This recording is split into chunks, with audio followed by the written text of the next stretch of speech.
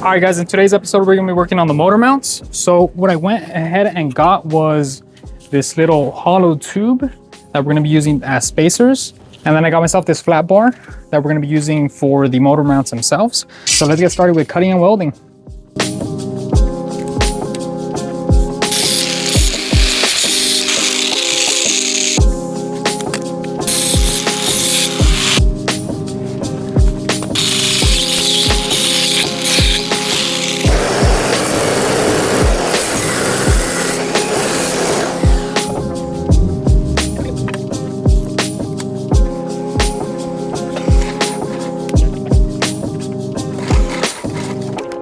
Alright guys, so I got the bracket done, but the issue is that the mounting hole on the engine is just too close to the casing.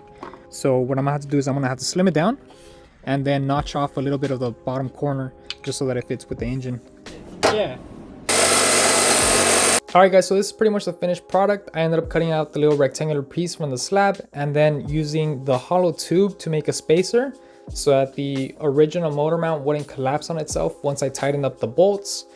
And then for the top mount, I ended up using the original motor mount that the engine came with a few little modifications just because the starter was hitting. But aside from that, it was pretty easy to mount up, just considering that the 125cc engine wasn't that much bigger than the original 50cc engine. And just like that, we have the engine secured in place on the frame. So now what we're gonna end up doing is working on the rear sprocket. So initially where the rear sprocket sat was right here, but the problem is that it's not in line with the engine because it's a little wider than the 50cc.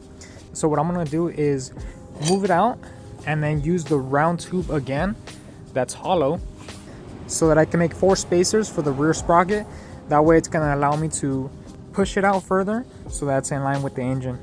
But that's what we're gonna be doing in the next episode, so stay tuned for that, and catch you guys next time. Peace.